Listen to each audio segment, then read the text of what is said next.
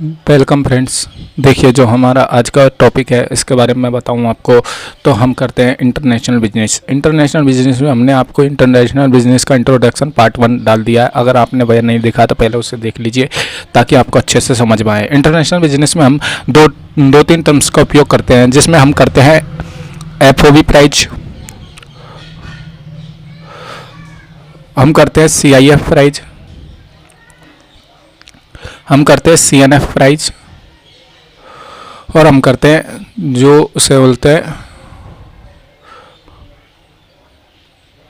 X works prize.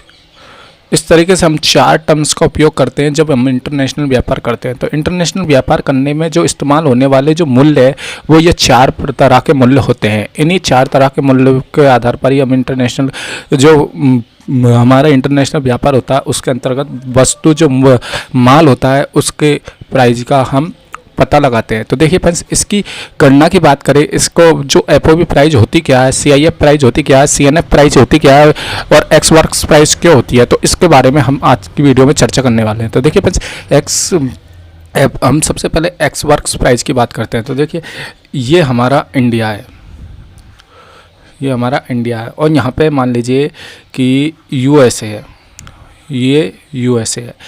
तो USA का Washington से जो इंडिया है, इंडिया के अंदर मान लीजिए कि भोपाल के अंदर किसी टेक्सटाइल कंपनी में से अमेरिका ने जो है माल का आयात मांगा। मतलब अमेरिका ने कहा कि मुझे कपड़े का रिक्वायरमेंट है, तो कपड़े की रिक्वायरमेंट के लिए उसने यहाँ पर कॉन्ट्रैक्ट किया। अब कॉन्ट्रैक्ट जब किया तो यूएस जो भोपाल की टेक्सटाइल कंपनी है, मान लीजिए एबीसी लिमिटेड, जो एबीसी लिमिटेड है वह जहाज के थ्रू अपना माल को सप्लाई करेगी। तो जहाज के थ्रू माल को एक्सपोर्ट करेगी। तो जहाज के थ्रू जिस माल को एक्सपोर्ट करेगी, जो यहाँ पे जो हम जिस प्राइस पर जो यूएसए ने अपना माल को मांगा, तो उस माल की जो एक्चुअल प्राइस है, वो जो उत्पादन की लागत है, उसे हम बोलते हैं ex works price. Ex works price हम जहाँ पर माल उत्पादन हो रहा है उस माल की एक्चुअल उत्पादन लागत को बोलते हैं। और जब माल को यहाँ से और यहाँ तक तटवर्ती क्षेत्र, जो बेस लाइन होती है, इंडिया की बेस लाइन है, उस बेस लाइन तक, जो यहाँ पर बेस लाइन है उस बेस लाइन तक, या TWI, जो भारत की TWI है, वो भारत की सीमा है जहाँ से मान लीजिए एक्सपोर्ट होगा। अब वहाँ तक लाने का जो खर्चा लगता है, वो खर्चे को जोड़ने के बाद जो प्राइस बनेगी उसे हम बोलेंगे FOB price, free on board price, जो एफओबी प्राइस यहाँ पर होगी। तो इस तरीके से यहाँ से जो फैक्ट्री से माल जो तटवर्ती क्षेत्र जो एक्सपोर्ट होगा, जो बंदरगाह, नज़दीकी बंदरगाह तक पहुंचाने तक की प्राइस जो होती है वो उनको माल की प्राइस, और जो किराया भाड़ा लगेगा, मान लीजिए रेल के द्वारा पहुंचाए या फिर ट्रक के द्वारा पहुंचाए, तो जो भाड़ा होगा उस भाड़े को जोड़ने के बाद जो निकलेगी हमारी एफओबी प्राइस। अब यहाँ से जब एक्सपोर्ट किया जाएगा तो एक्सपोर्ट करने के बाद यहाँ पर जो सेलर है, जो एबीसी लिमिटेड है, वो है सेलर, ये सेलर, और यहाँ पे यूएसए की कंपनी जो है वायर, ये वायर है। अब मान लीजिए जो इंडिया का जो हमारा इंडिया का जो सेलर है, इंडिया का जो सेलर है वो यूएसए के वायर को माल को सप्लाई करेगा। तो सेलर की रिस्पॉन्सिबिलिटी जो है, जहाज में माल को लोड कर दिया, मतलब एफओबी प्राइस, यहाँ तक ही इसकी जिम्मेदारी होती है। यहाँ पर सेलर के पास जो फैक्ट्री है उसमें एक्स वर्क्स प्राइस है, और वर्क्स प्राइस के पास यहाँ पर जो भाड़ा जोड़ दिया जाता है, वो भाड़ा जोड़ने के बाद जो निकलेगी वो एफओबी प्राइस होगी। मान लीजिए, मतलब हम कह सकते हैं एफओबी प्राइस बराबर जो है एक्स वर्क्स प्राइस प्लस जो भाड़ा है बंदरगाह तक पहुँचाने का,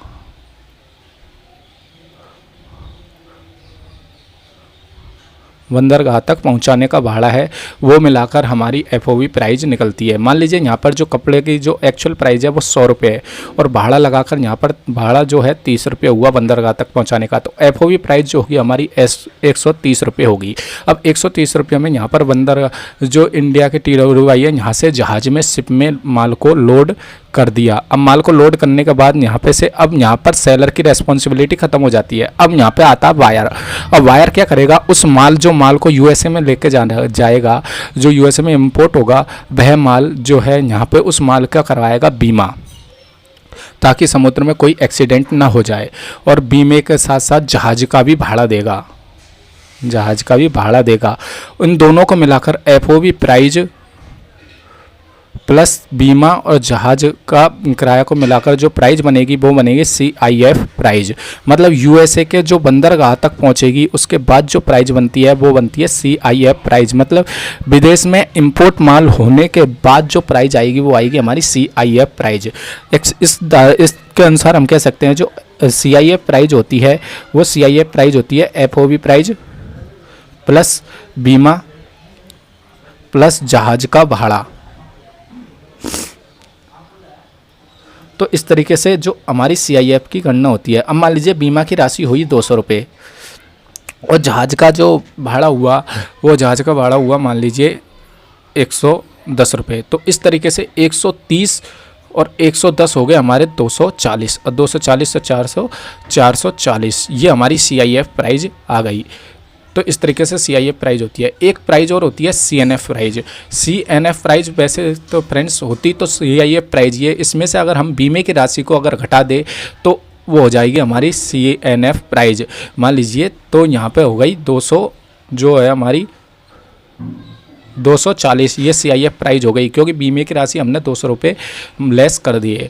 अब इस तरीके से CIF प्राइज होगी, क्योंकि कोई कोई कंपनियां ऐसी होती है जो बिना इंश्योरेंस के ही माल को ले जाती है। तो इस तरीके से CNF प्राइज निकाली जाती है।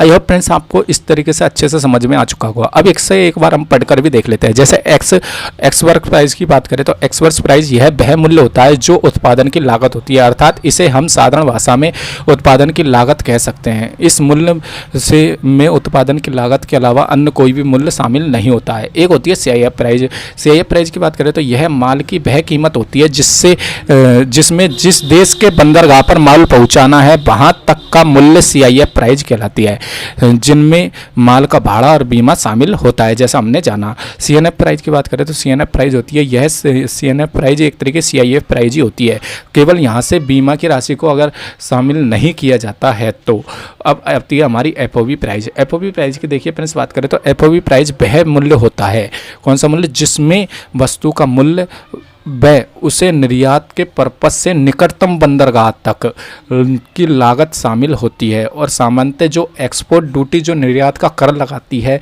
सरकार, जो भारत सरकार मान लीजिए बंदरगाह पर जो जहाज में माल भरा जाएगा, उस जहाज में बंदरगाह पर जो माल भरा जाएगा उस माल पर मतलब FOB प्राइज है उस पर ही टैक्स लगाएगी, एक्सपोर्ट टैक्स। इस तरीके से एक्सपोर्ट टैक्स लगाती है भारत सरकार। आइए फ्रेंड्स आपको जो FOB price, CNF price, CIF price और एक्सपोर्ट वर्क्स प्राइज अच्छे से समझ में आ चुका होगा। फ्रेंड्स अगर वीडियो अच्छी लगी तो लाइक कर देना, चैनल को सब्सक्राइब कर लेना। मिलते हैं अगली वीडियो में, तब तक के लिए धन्यवाद। एक बात का और जिक्र कर दूं फ्रेंड्स, आपको हमने लीगल एस्पेक्ट जो है, लीगल एस्पेक्ट की हमने सभी वीडियो आपको जो बनाकर हमारे YouTube चैनल है, YouTube चैनल की प्लेलिस्ट पे लीगल एस्पेक्ट नाम से एक जो प्लेलिस्ट बनाई है उसमें आपको लीगल एस्पेक्ट की ऑलमोस्ट सभी लोगों को हमने कवर किया है। वहाँ से आप इसको पढ़ सकते हैं और देख सकते हैं। वीडियो को लाइक कर देना फ्रेंड्स, चैनल को सब्सक्राइब कर लेना। मिलते हैं अगली वीडियो में, तब तक के लिए धन्यवाद।